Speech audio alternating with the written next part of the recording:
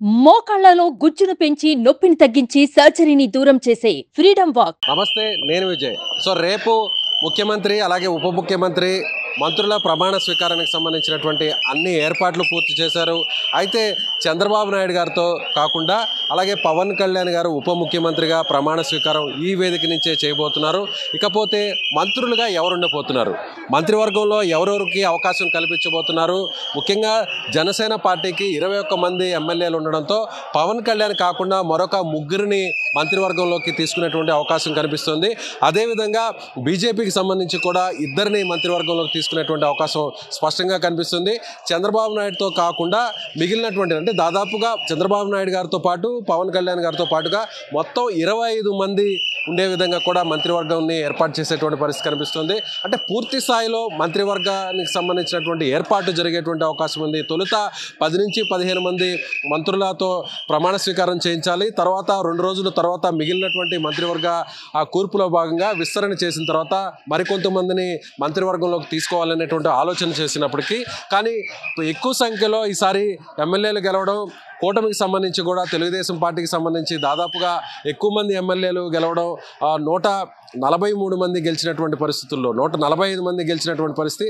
అదేవిధంగా జనసేన పార్టీకి సంబంధించి కూడా 21 మంది ఎమ్మెల్యేలు, అలాగే బీజేపీకి సంబంధించి కూడా 8 మంది ఎమ్మెల్యేలు గెలిచినటువంటి నేపథ్యంలో ఒకేసారి 25 మందిని కూడా ఒకేసారి ఎంపిక చేసేటువంటి పరిస్థితి కనిపిస్తుంది. ఈసారి కొత్తగా ఏర్పడినటువంటి 25 జిల్లాలకు కాకుండా ఉమ్మడి జిల్లాల ప్రాతిపదికనే ఈసారి మంత్రివర్గ కూర్పు జరిగేటువంటి అవకాశం ఉంది. ఇప్పటికే చంద్రబాబు నివాసంలో దీనికి సంబంధించినటువంటి కసరత్తు కూడా ప్రారంభించారు. ఆయన ఇప్పటి వరకు కూడా ఎవరితో కూడా ఏ ఒక్క ఎమ్మెల్యేతో కూడా ఆయన 1-to-1 మాట్లాడినటువంటి సందర్భం లేదు. జనరల్గా మంత్రివర్గాన్ని ఏర్పాటు చేసే ముందు తెలుగుదేశం పార్టీకి సంబంధించినటువంటి సాంప్రదాయ ప్రకారం కొంతమంది సీనియర్ నాయకులతో 1-to-1 ఆయన మాట్లాడతారు.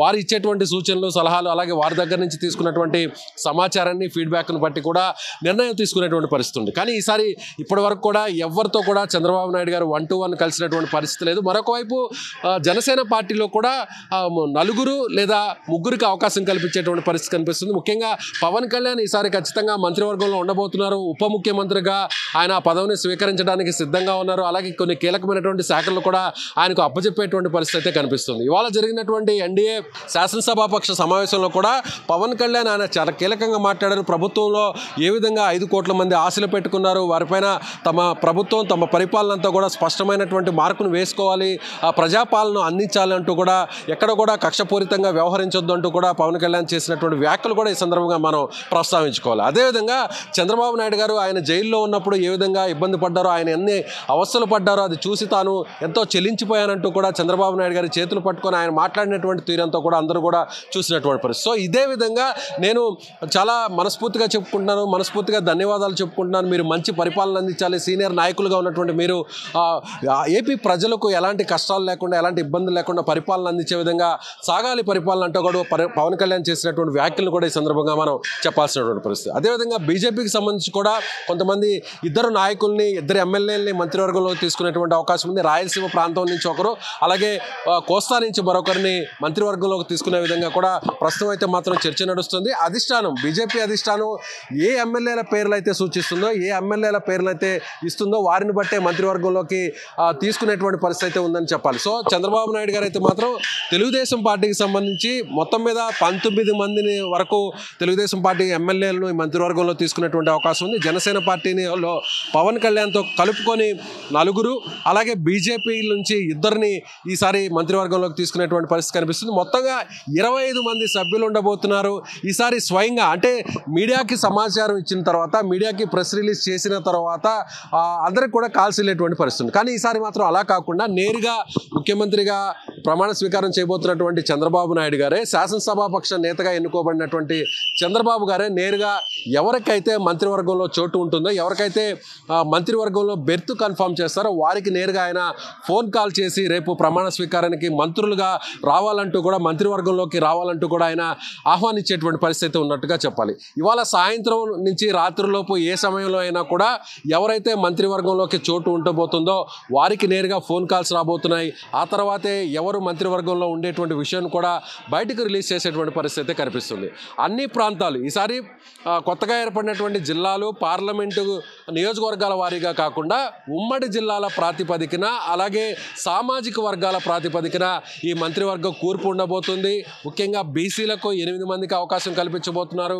అలాగే అగ్రవర్ణాలకు సంబంధించి ముఖ్యంగా కమ్మ సామాజిక వర్గం కావచ్చు, అలాగే కాపు సామాజిక వర్గం కావచ్చు, రెడ్డి సామాజిక వర్గం కావచ్చు, వీరికి కూడా దాదాపుగా 8 నుంచి 10 మందికి అవకాశాలు కనిపించేటువంటి పరిస్థితి కనిపిస్తుంది. అలాగే ఆర్యవైశ్యులు కూడా ఇందులో చోటు కల్పించబోతున్నారు.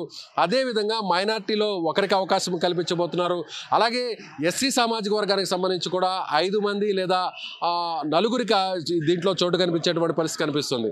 అదేవిధంగా ఎస్టీలలో ఒకరికి చోటు కల్పించేటువంటి పరిస్థితి కనిపిస్తుంది. ఓవైపు వీరందరూ కూడా పార్టీల వారీగా కాకుండా టీడీపీ, బీజేపీ, జనసేన ఈ 3 పార్టీల్లో ఎవరినైతే ఎంపిక చేస్తున్నారో ఆ ఎంపిక చేసినటువంటి ఆ మంత్రివర్గంలో చోటు కల్పించినటువంటి ఎమ్మెల్యేల సామాజిక వర్గాల ఆధారంగానే మంత్రివర్గ కూర్పు ఉండబోతుంది.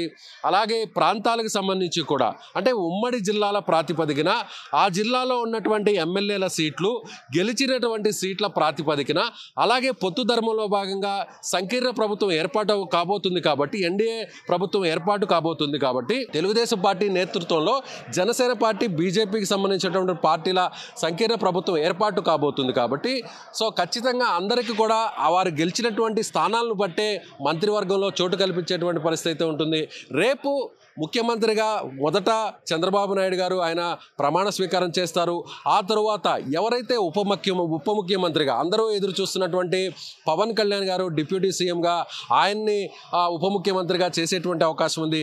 ఒకవేళ ఆయన మంత్రివర్గంలోకి వస్తే మాత్రం ఖచ్చితంగా ఉప ముఖ్యమంత్రి పదవి ఆయన కేటాయించబోతారు. ఒకే ఒక్క ఉప ముఖ్యమంత్రి పదవి ఉండబోతుంది. గతంలో చూస్తే వైసీపీ ప్రభుత్వంలో 5 మందికి సామాజిక వర్గాలు అలాగే ప్రాంతాల వారీగా 5 మందికి ఉప ముఖ్యమంత్రి పదవులు ఇచ్చారు.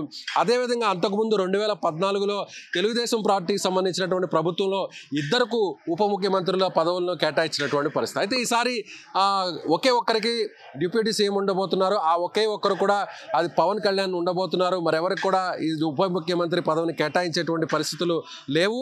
అలాగే మంత్రివర్గంలో కూడా ఆ శాఖలకు సంబంధించి కూడా ప్రధాన శాఖలకు సంబంధించి కూడా తెలుగుదేశం పార్టీ కీలకమైనటువంటి శాఖలు ముఖ్యంగా అంటే ఇప్పటికే ఏపీ ఆయన ఈరోజు చంద్రబాబు నాయుడు గారు కూడా మాట్లాడుతూ ఏపీ ఒక శిథిలావస్థకు చేరిపోయింది, ఆర్థిక వ్యవస్థ చిన్నాభిన్నంగా మారిపోయింది, రాజధానికి సంబంధించి అక్కడ వేసినటువంటి పనులు అక్కడే ఆగిపోయి మరింత వెనక్కి వెళ్ళిపోయింది, రాజధానికి సంబంధించినటువంటి నిర్మాణ ప్రగతి ఆ పనులన్నీ కూడా వెనక్కిపోయాయని చెప్పడం జరిగింది.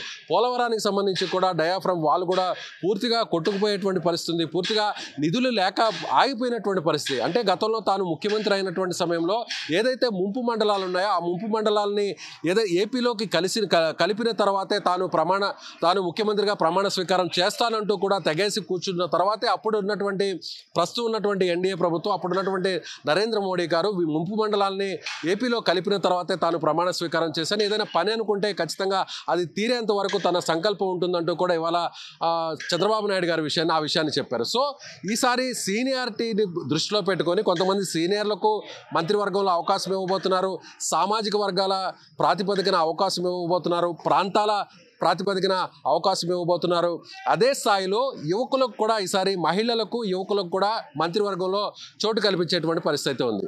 సో మహిళలకు 3 లేదా 4 మంత్రులకు మహిళలకు మంత్రివర్గంలో చోటు కల్పించేటువంటి అవకాశం ఉంది. ఒక మైనార్టీకి అలాగే యువకులు అంటే రానున్నటువంటి కాలంలో పార్టీని మరింత ముందుకు తీసుకువెళ్ళాలి, అదేవిధంగా ప్రభుత్వ పరంగా కూడా యాక్టివ్గా డెసిషన్స్ తీసుకోవాలన్నా కూడా భవిష్యత్తును దృష్టిలో పెట్టుకొని పార్టీకి సంబంధించి కూడా బలోపేతం అయ్యే విధంగా అదేవిధంగా ప్రభుత్వ పాలనకు సంబంధించి కూడా వేగవంతంగా ప్రజల వద్దకు చేరే విధంగా కూడా అటు సీనియర్లు అలాగే యువకులు అదేవిధంగా మహిళలు అలాగే సామాజిక వర్గాలకు సంబంధించినటువంటి అంశాలన్నింటినీ కూడా పరిగణలోకి తీసుకున్న తర్వాత అదేవిధంగా కూడా అన్నిటికంటే ముఖ్యంగా కూడా ఇప్పుడు ఎన్డీఏ ప్రభుత్వం ఏర్పాటు కాబోతుంది కాబట్టి తెలుగుదేశం పార్టీ మెజారిటీ సీట్లు గెలిచినప్పటికీ కూడా పొత్తు ధర్మంలో భాగంగా జనసేన పార్టీ ఏ విధంగా అధికారంలో రావడానికి తమకు సహకరించిందో మిత్రుడిగా ఏ విధంగా ముందుకు వచ్చి పొత్తును ఏర్పాటు చేసుకున్నారో అదేవిధంగా కేంద్రంలో ఉన్నటువంటి బీజేపీని కూడా కలిపి ఇక్కడ తీసుకొచ్చారు.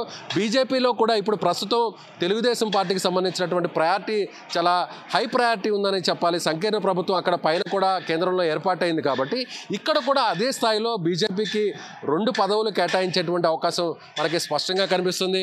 గతంలో కూడా 2014లో కూడా ఇదే ఎన్డీఏ ప్రభుత్వం ఇక్కడ ఏపీలో కొలువు తీరినటువంటి సమయంలో కూడా బీజేపీకి సంబంధించి తక్కువ సంఖ్యలో గెలుపొందినప్పటికీ కూడా ఇద్దరికి అప్పట్లో అవకాశం కల్పించారు.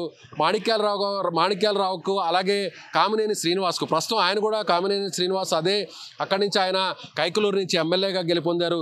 తిరిగి ఆయనకు అవకాశం ఇస్తారా, లేదంటే బీజేపీ అధిష్టానానికి సంబంధించినటువంటి మద్దతు ఉన్నటువంటి మొదటి నుంచి కూడా పార్టీలో కేంద్ర స్థాయిలో క్రియాశీలకంగా వ్యవహరిస్తున్నటువంటి సత్యకుమార్కి తొలి ప్రాధాన్యత ఇస్తారనేది కూడా చూడాల్సినటువంటి పరిస్థితి. మరొకవైపు జనసేన పార్టీకి సంబంధించి చూస్తే కూడా పవన్ కళ్యాణ్తో పాటుగా సెకండ్ ప్రయారిటీ కింద ఖచ్చితంగా నాదెండ్ల మనోహర్ గారికి కీలకమైనటువంటి పదవిని కూడా ఇవ్వబోతున్నారు. ఆయన్ను కూడా మంత్రివర్గంలోకి తీసుకునేటువంటి పరిస్థితి ఉంటుంది. అదేవిధంగా పార్టీలో సీనియర్ నాయకులుగా ఉన్నటువంటి కందుల దుర్గేష్ కావచ్చు, లేదంటే కాకినాడ రూరల్ నుంచి గెలుపొందినటువంటి పంతం నానాజీ కావచ్చు, ముఖ్యంగా బీసీలకు జనసేన పార్టీలో కూడా అవకాశం ఇవ్వాలి అనేటువంటి ఉద్దేశంతో కొనతాల రామకృష్ణ సీనియర్ నాయకుడుగా ఉన్నటువంటి అనకాపల్లి ఎమ్మెల్యేగా ఉన్నటువంటి కొనతాల రామకృష్ణకి ఖచ్చితంగా మంత్రివర్గంలో అవకాశం కల్పిస్తారు.